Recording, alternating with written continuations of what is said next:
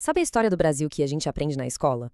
Ela quase sempre começa lá em 1500. Mas e antes? O que tinha aqui? Hoje a gente vai mergulhar numa história bem mais antiga, muito mais complexa, a jornada dos povos originários que moldaram essa terra. Bora lá! Agora, pensa comigo, como é que se conta uma história de 11 mil anos? Especialmente uma parte dela que não tem registro escrito. Para isso, a gente tem que ser meio detetive, sabe? Olhar para arqueologia, para linguística.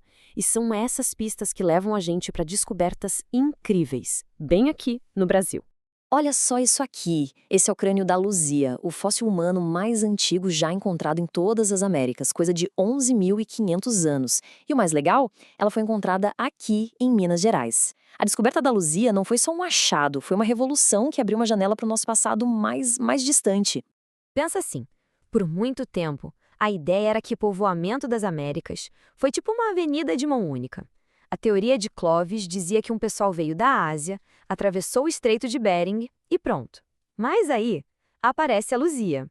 Com traços que lembram mais os povos africanos e aborígenes, ela mostrou que, na verdade, essa história é mais parecida com um rio com vários braços, vindos de lugares e épocas diferentes. De repente, tudo ficou muito mais interessante. Ok, agora vamos dar um pulo gigante no tempo. Tenta visualizar o Brasil um pouquinho antes de 1500. Esse território não era um vazio de jeito nenhum. Era, na verdade, um mosaico vibrante, cheio de povos, línguas e culturas diferentes. Mais de 1000 povos distintos. 1000! Só esse número já quebra totalmente aquela ideia de o índio, como se fosse uma coisa só, né?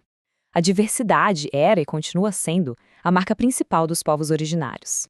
Para a gente conseguir organizar essa imensidão toda, dá para pensar em dois grandes, digamos, mundos culturais. No litoral, a gente tinha os povos tupi, agricultores vivendo em aldeias grandes, mestres no cultivo da mandioca. Já lá para o interior, nos planaltos e cerrados, estavam os povos do tronco macro-G. Eles tinham uma economia super sofisticada que misturava agricultura com caça e coleta, uma adaptação incrível ao ambiente. E essa complexidade toda, claro, se reflete na língua. Pensa em tupi e macro-G, como se fossem os troncos de uma árvore genealógica gigante. Deles saem vários galhos, que são as famílias, e depois as folhas, que são dezenas e dezenas de línguas diferentes, como o tupinambá, o guarani e o caiapó. E então, em 1500, a chegada dos europeus, um ponto de virada brutal na história. Mas olha, essa não é só uma história de destruição.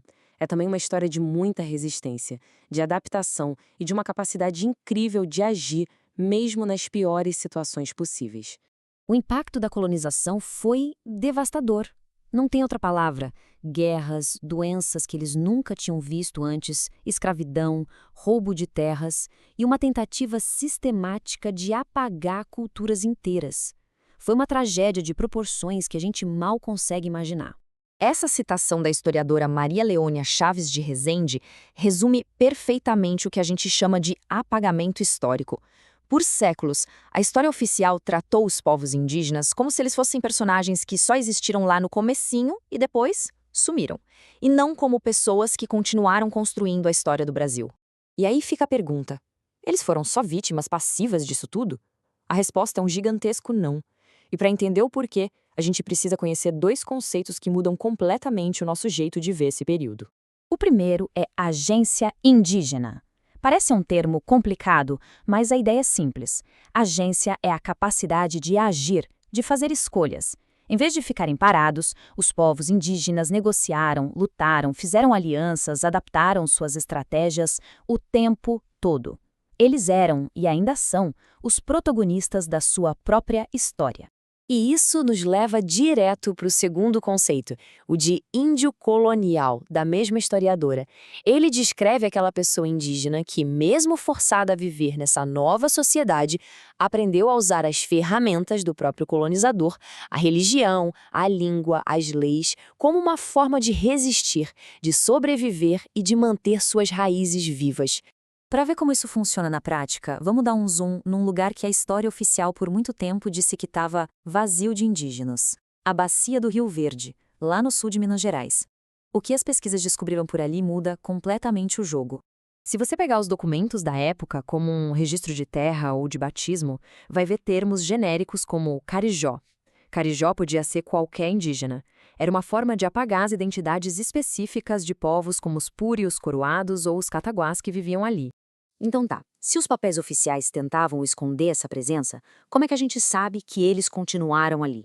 É aí que a pesquisa histórica e a arqueologia entram em campo para revelar o que tentaram esconder. E as evidências são impressionantes. As provas estão por toda parte. A arqueologia acha sítios com cerâmicas e ferramentas que mostram que eles estavam lá há séculos. A agricultura especializada deles mostra um conhecimento absurdo do ambiente. E a agência estratégica é a parte mais fascinante.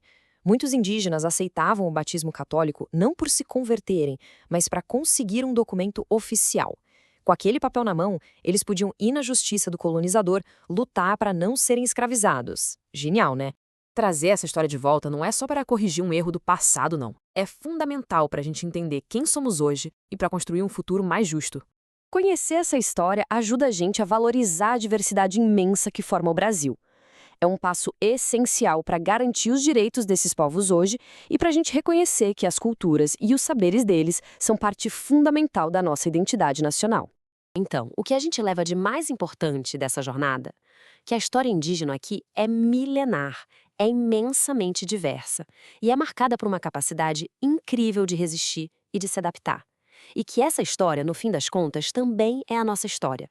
E eu termino com essa reflexão. De que forma a história indígena faz parte da sua própria história? Ela está nos nomes dos lugares, na comida que a gente come, em vários costumes, no nosso DNA. Reconhecer essa presença é o primeiro passo para a gente entender a complexidade e a riqueza do que significa ser brasileiro. A história não foi apagada. Ela está viva, só esperando para ser contada.